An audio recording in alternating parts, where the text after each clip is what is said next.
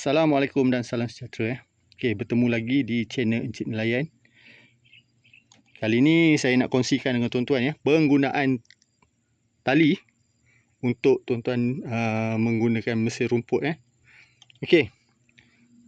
Tali ni kalau tuan-tuan nak mesin rumput, pastikan rumput jenis apa yang tuan-tuan nak potong. Jangan main sebat saja Okey, kalau untuk anak kayu, pastikan tuan-tuan guna yang 2.7 ataupun 3.0. Pastikan yang tebal. Okey. Kalau tuan-tuan nak potong rumput yang panjang, okey, rumput yang panjang, pastikan tuan-tuan menggunakan kabel yang jangan terlalu panjang. Okey.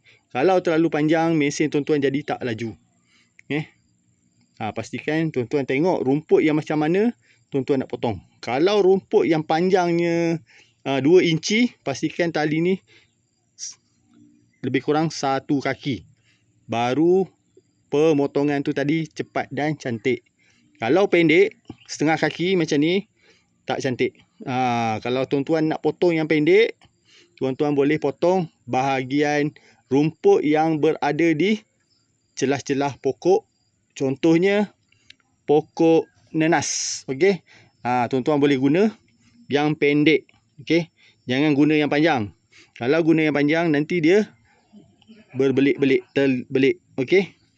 Dan satu lagi, tuan-tuan kalau nak pakai piring, pastikan piring ni tidak menggosok pada bahagian tanah ataupun bahagian batu. Nanti dia cepat tajam dekat bahagian lubang-lubang ni. Dan tali tuan-tuan cepat putus. Okey.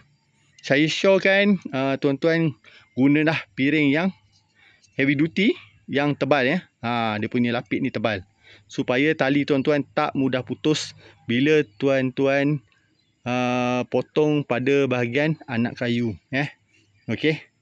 Sekian perkongsian ringkas saya. Semoga ianya memberi manfaat dan tuan-tuan semua berada dalam keadaan sihat walafiat hendaknya. Okey, terbaik.